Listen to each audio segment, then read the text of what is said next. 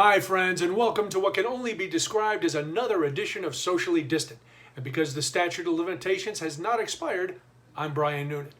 Well, it's Wednesday, and I know you're thinking, you told us you were going to be back Monday. What the hell happened? We're tired of your excuses. I don't blame you. I'm tired of my excuses as well.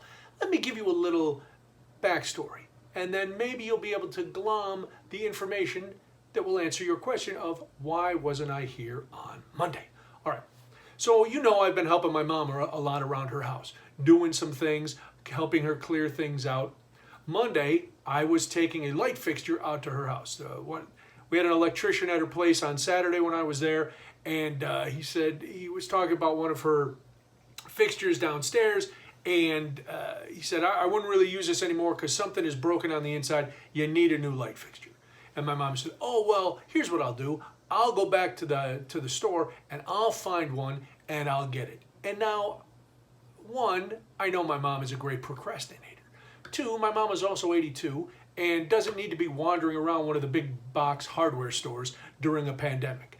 So I said, well, tell me what you want and I'll go to the store and I can either take a picture of it and send it to you and you can say yes or no, or you can just tell me, find me something that looks similar to the other one that's downstairs and get that, however you want to do it. So long story short, she gave me carte blanche. She said, you know what I want, go and find it, which I did. And so Monday I was taking it out so that the electrician could come and put it back up.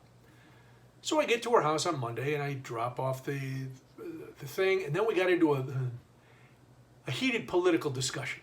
Friends, let me tell you this. Don't get into a heated political discussion with your 82-year-old mother, because sometimes as people age, despite having thought one way their entire life, somehow having been trapped in the house for 6 months and their exposure to outside media being limited to certain, shall we say, right-wing sources, things change. And stuff that comes out of people's mouths, you just shake your head and go, really? I don't believe that to be the case. But anyway, we finally decided we would stop arguing about that.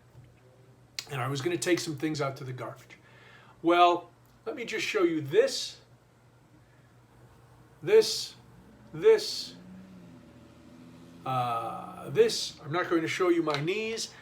I'm not going to tell any more of that story right now. Why? Because I'm saving it for tonight on the Quarantine Cast. If you go to facebook.com, go to the Brian Noonan Show page. Every Wednesday night at 8, I do the Quarantine Cast live. Used to do it with my producer Cody Goff, who is a great friend of mine as well. He is on paternity leave with his new baby.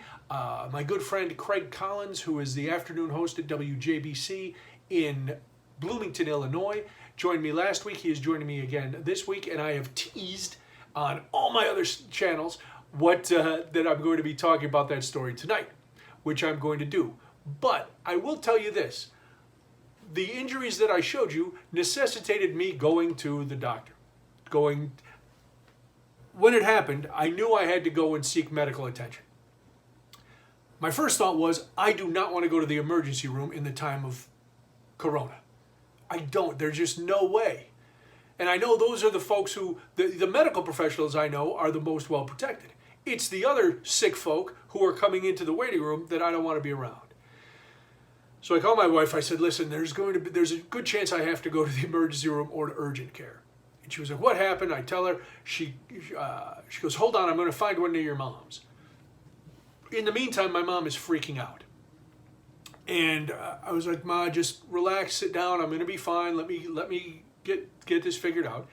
So my wife calls back, okay, there's an urgent care just a few blocks from your mom's house. Great. So I get settled, wrap everything up, stop the bleeding, and I head to the urgent care. This first urgent care did not give me a sense of well-being, let's say.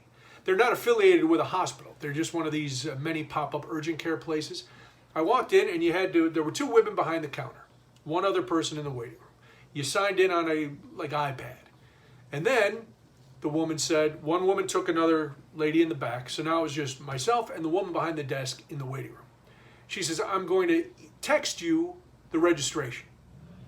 Okay. Then she disappears.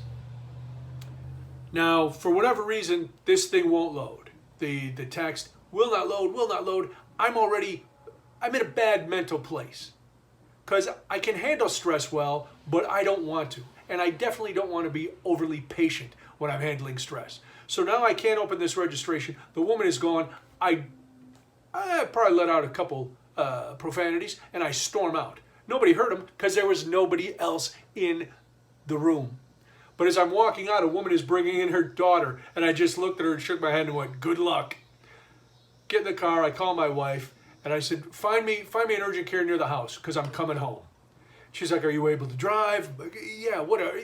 Sure, I'm fine to drive. And if I'm not fine to drive, maybe this is how it was all meant to end. Let's be honest. Everybody's got their time. Maybe this was mine. I don't know." So I'm driving, and I'm not hearing from my wife. And I'm like, I can't believe she's not calling me back. So finally she calls back, and she said, "Listen, here's the place. It's not too far from the house.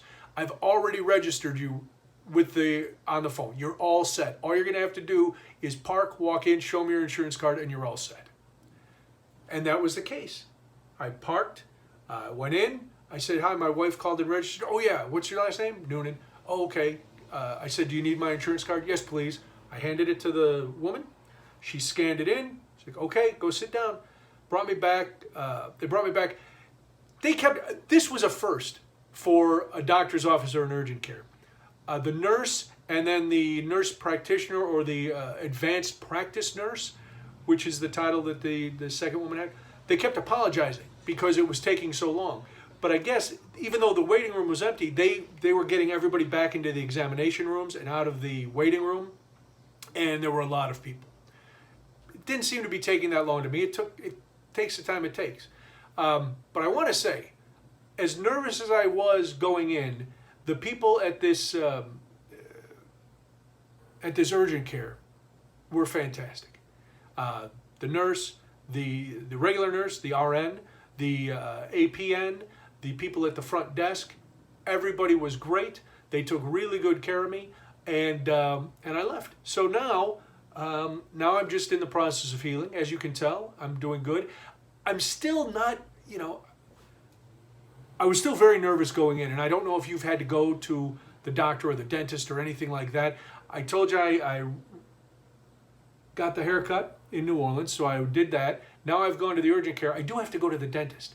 And I say that only because one of my teeth is killing me. But that I'm still nervous about doing that.